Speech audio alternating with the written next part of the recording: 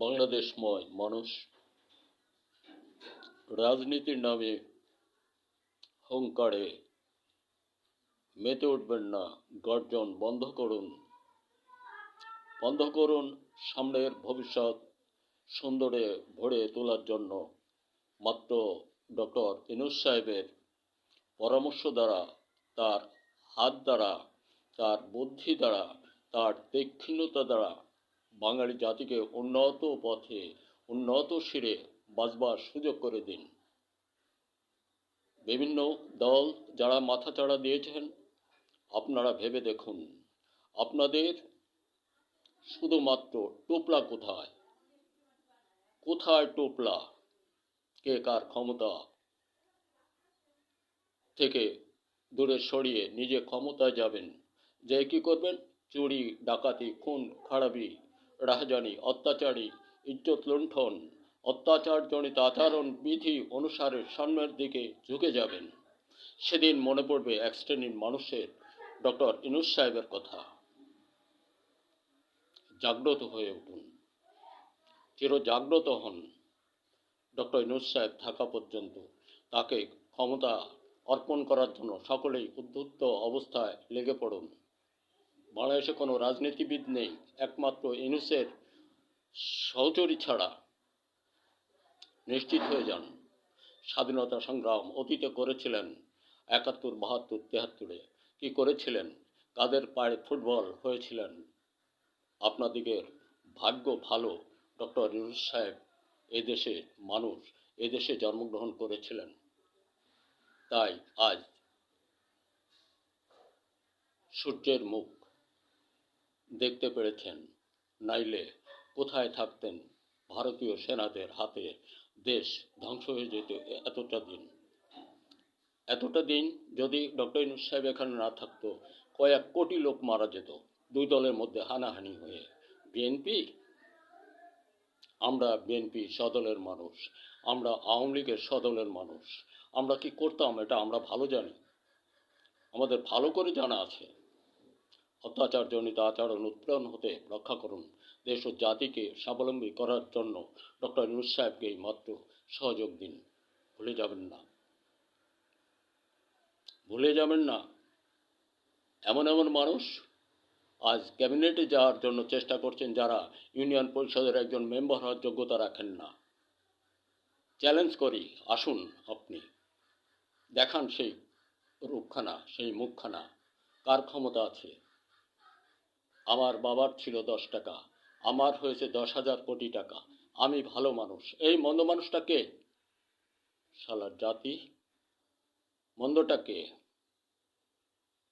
মন্দটাকে বল, শালার জাত।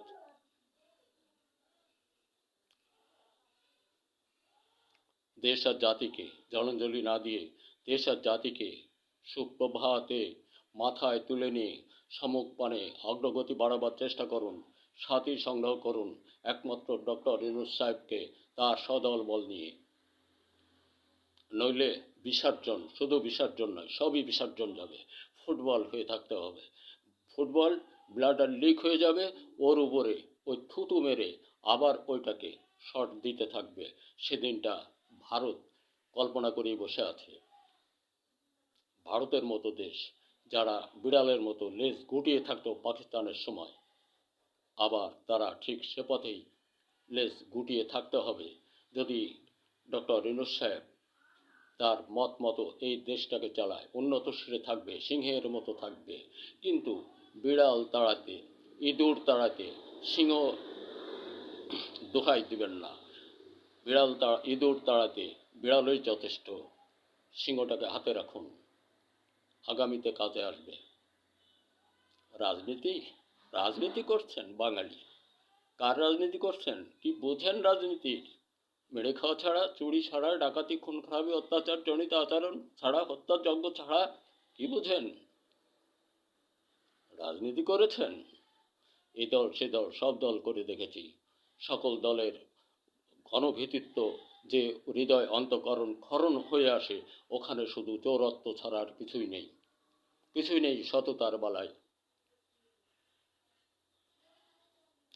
সর্বশান্ত মানুষগুলি ভিক্ষা থলে স্কন্ধে নিয়ে দাঁড় দাঁড়ে মাথা ঠুকছে, অন্যের অভাবে ঋণের দায় বাড়ে, যাদের অস্তিত্ব বিলীন হয়ে যাচ্ছে, আর ওনরা দেশের অর্থ মেরে নিয়ে বিদেশ স্বদেশ লক্ষ লক্ষ কোটি কোটি ঘর বাড়ি করে।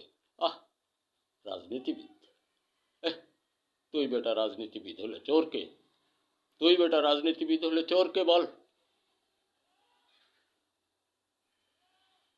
থেমে যাও জাতি।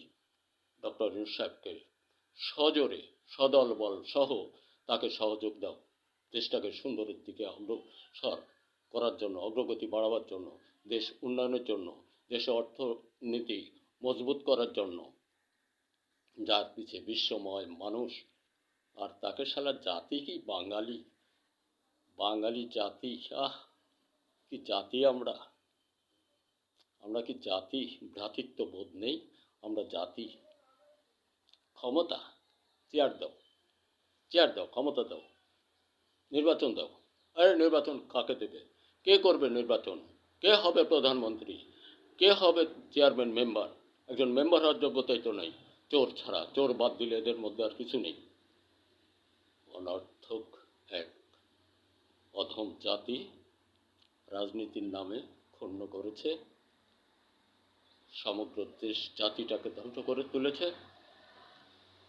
লজ্জা করে না রাজনীতির কথা মাথায় আনতে? লজ্জা প্রকাশ পায় না একবারও যে আমরা এগুলো অন্যায় করেছি? শত কোটি কোটি অন্যায় করেও এরা কয় আমি ভালো মানুষ, ও ভালো মানুষ। এই বেটা, ও ভালো মানুষ মন্দ মানুষটাকে দেখাও, পরে নির্বাচন, আগে মন্দ মানুষকে তাকে দেখাও। চোর বাদ দিলে মানুষ নেই, ভালো মানুষকে তার দেখাও। দেশময় ছেলেমেয়েরা স্বরচিত লেখার মতো তৈরি আবিষ্কারের দিকে অগ্রগতি বাড়াও। জেনে রাখো, ডক্টর ইউনূস সাহেব চুরি করেন নাই, এটা উনি ওনার যোগ্যতায় অর্জন করেছেন, উপার্জন করেছেন, তৈরি করেছেন। তুমি তোমার মেধা দিয়ে প্রযুক্তির দিকে যাও। আমি কেন প্রযুক্তির কথা বলি? খতিয়ে দেখেছো আমাকে কেউ? এই জাতি, অধম ইতর জাতি, খতিয়ে দেখেছো আমাকে? আমি কেন এত মুখ বড়াই, বড় বড় কথা বলি? কাছে এসে দেখো, কাছে এসে বোতামটা খুলে দেখো এর মধ্যে কি আছে। আমি কি পারি তৈরি করতে? আমি জানি বাংলাদেশে অনেক গবেষক আছে, এদের অকাতরে বেতন হয়। আচ্ছা, কেন বেতন হয় বলুন তো? না ওদের কোনো তৈরি আছে, না কোনো চিন্তা চেতনা আছে? আর থাকে যদি বলুন তো ওদের তৈরি পণ্যগুলির নাম কি? অগণিত টাকা, কোটি কোটি টাকা এদের বেতন দেওয়া হয়। অথর্ব জাতি, জাতি দেশটাকে ধ্বংস করে ছেড়ে দিল এরা একমাত্র রাজনীতির নামে। শোষণ নীতি, ভুয়া রাজনীতি। রাজনীতি শব্দের অর্থ কি জানো? কোথায় ব্যবহার করো রাজনীতি? থেমে যাও, থেমে যাও হুঙ্কার। দেশ ও জাতিকে সুন্দরের পথে অগ্রগতি বাড়াও। দেশময় কৃষক বন্ধু, ভুলে যাবেন না আপনাদের উৎপাদন দ্বারাই বিশ্ব চলছে। আপনাদের উৎপাদন বন্ধ হলে ওনারা খাবেন কি? ওদিকে লক্ষ্য নাই।